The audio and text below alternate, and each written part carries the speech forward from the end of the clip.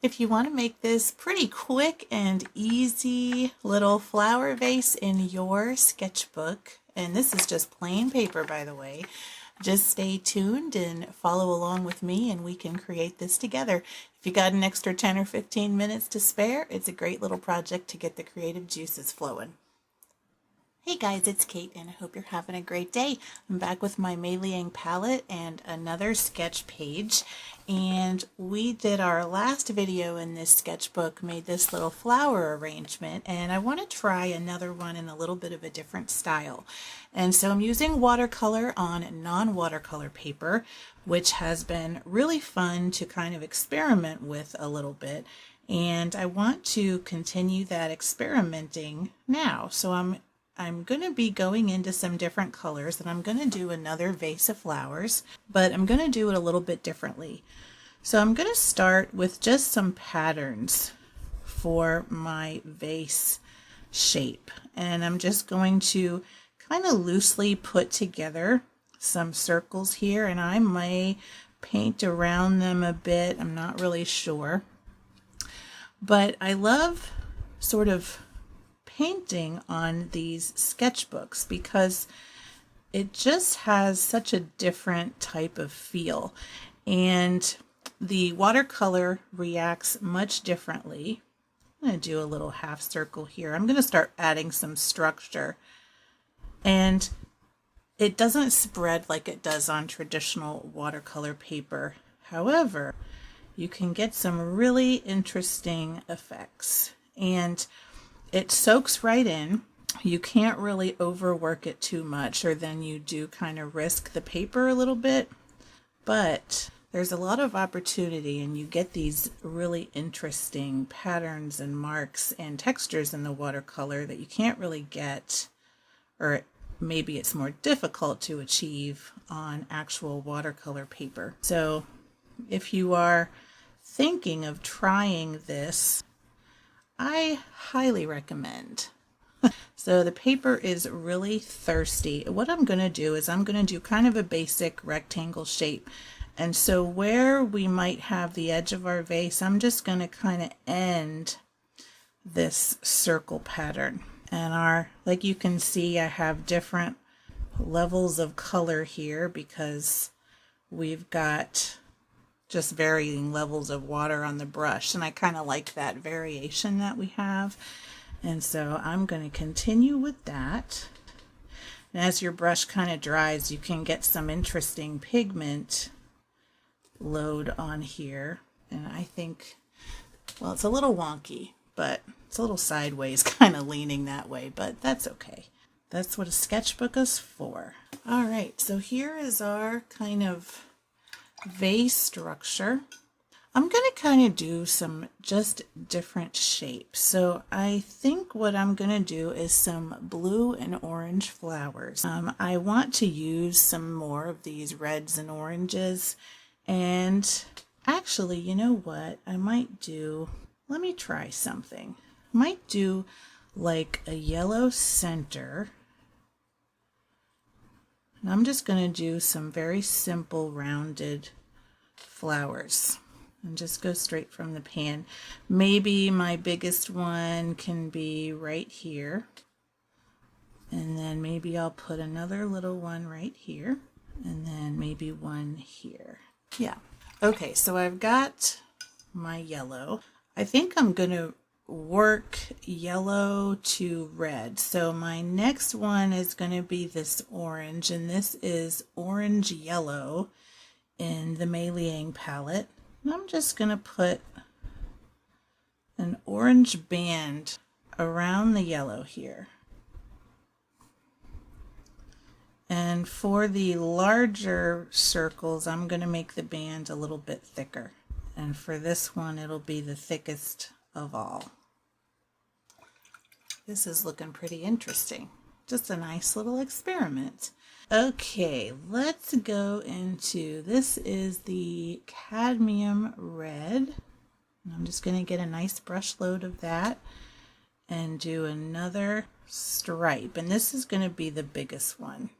And I like what we've got going on here.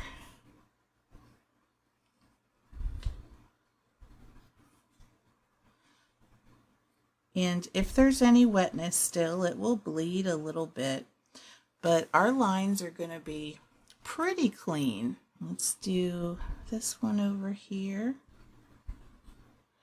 And if you can see the style I'm painting in, I can get kind of wet with these, but I'm not overworking my paint. That is probably the most important thing, is that your paper is a lot more delicate because your water is just soaking right into it. So you just need to be mindful of that. Otherwise, just go nuts. And your brush will get thirsty much faster because all of your water is kind of going off into the paper. So I'm going to go ahead and let this overlap here because I want this one to be the largest. We have these nice big bright pops of color, and I'm going to go right over this orange so we have something overlapping, and that looks good to me. So next I'm going to go into this olive green.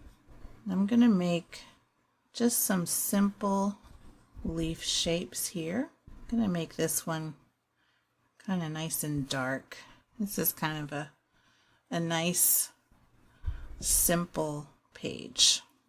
I'm just kind of looking at where I want my leaves to be, and this is kind of high up on the paper and I have all this space down here at the bottom, so that's kind of weird, but I like the overall composition. These almost remind me of like little oranges or something. It's kind of cute. All right, I want something for this to sit on, so what I'm going to do is go back to, let's see, I think this was the burnt sienna.